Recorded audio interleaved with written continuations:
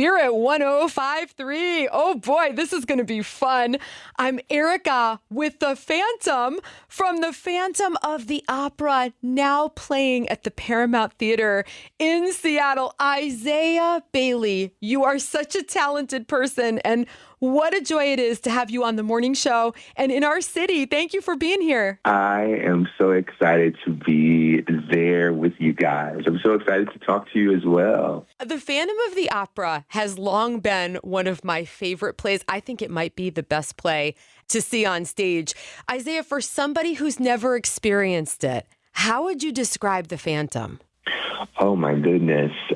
First of all, it's a true spectacle of a show. What you're going to hear is nothing like you've ever heard before. The music is going to engulf you in itself. And there are a lot of people that know the music of the Phantom of the Opera, and some people that don't think that they know the music, but they do. They've heard it in some form before because it's just so iconic. But the story itself is what I believe carries this music to another level. It is a story about a young lady that is trying to find her way, and the strength that she's trying to access of making a decision for herself. And of course, she is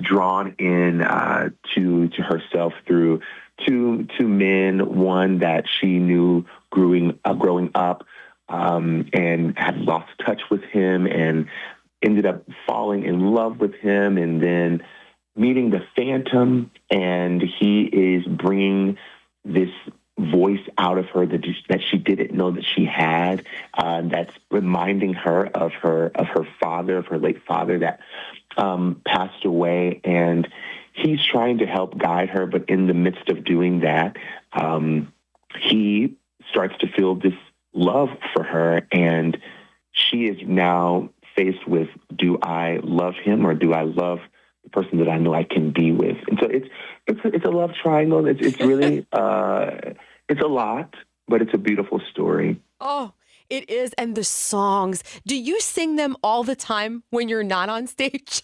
I don't ever sing this music outside of the theater. And I think it's because I do it every day. Yeah. And it's not that I'm trying to disassociate myself from it, because my life is kind of revolving around this show. Sure. Which I'm very grateful for.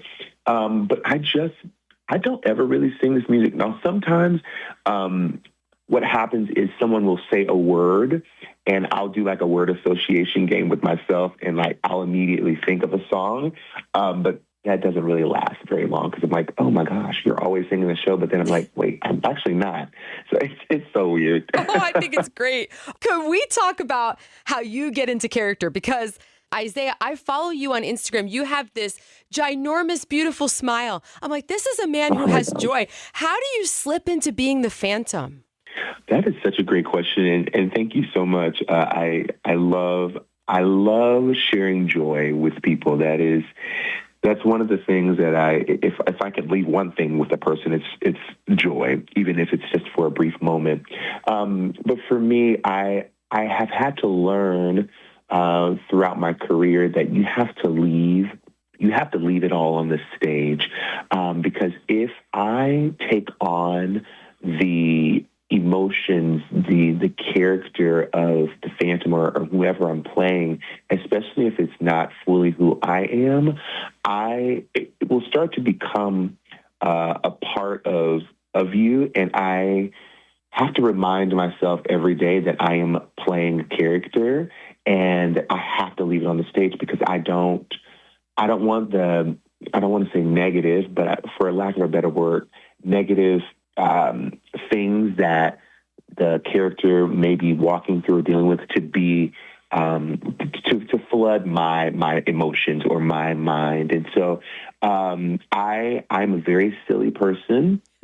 And so like I'm able to like literally just as I am putting my first foot on the steps, it's just a switch, because I know this is my job and I have to tell the story. And also my body is so used to knowing that this is what we're getting ready to do. This is the emotion that we have tapped into before. And so my body can just replicate that without me having to take it on as my own, if that makes sense. It does. It's fascinating. I want to ask you about the mask. What is it like having that on your face while you're acting? You know what? There are times where I don't fully get the mask on my head correctly. Because I'm moving too quick like before getting on stage or something, or there's, things that happen to malfunction. And sometimes it like starts to ride up my eye. And so I'm blinking and I feel my eyelids like on this mask. I'm like, what is this? What's happening? But other than that, that rarely happens. But most times I don't really think about it. I know it's there because my face feels a bit uneven, especially when I'm singing, because I do emote a lot with my face. and so like one side of the face feels a little bare and the other feels a little cushioned. And so like I think my body it's used to that now, but it does feel awkward a little sometimes, just because it's like, what's on I have a whole mask on. That's what's on my face. Amazing. I just love hearing all about this. Would you be able to sing a line for us from one of your songs? Sure. Whatever you want. Night time sharpens, heightens each sensation. Darkness stirs and wakes imagination. Silently the senses abandon their defenses. There's a little line from Music of the Night, which is, wow. I think, not everyone's, but a lot of people's favorite song that the Phantom sings. Isaiah, it's one of my favorites to sing. I was lip syncing with you. Aren't you glad that I was just lip syncing? You don't want to hear me sing.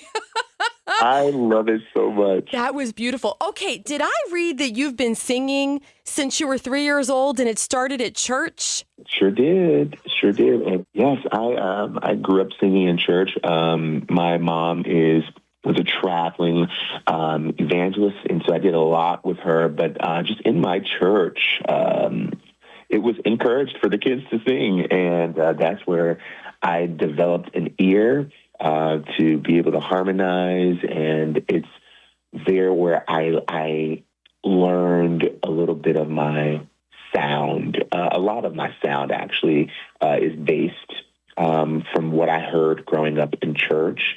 And then later on, starting to study a little bit more classically, started to develop that sound. And over the years, I've been kind of intertwining the two, being able to slip in and out when I need to, which is why I love this role. This is a role that I have been able to use so many different facets of my voice, and it's really cool because I've never been able to do that in a show where I can go in and out of the classical. I can go into my head voice and give a little bit of a whispery sound.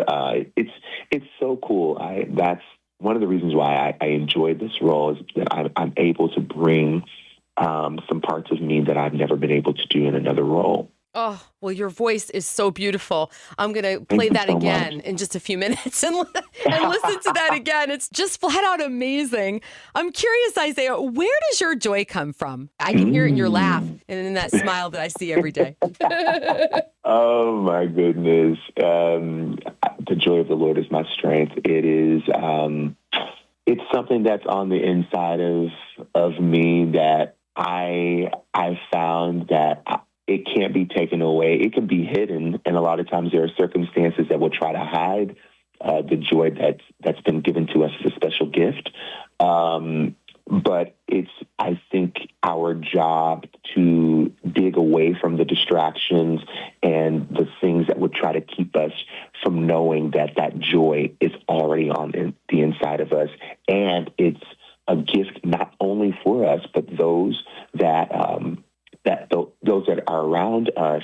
And that is also what gives me even more joy, is when I'm able to share it with somebody and I see it spark their joy, and it sparks right back to me. And so that's my source, I would say. I think that is absolutely wonderful. I'm right there with you. I'm all about sparking joy. I would say if I had to sum up my life, that's what I want to do, spark joy in other hearts. Yes, yes, and yes.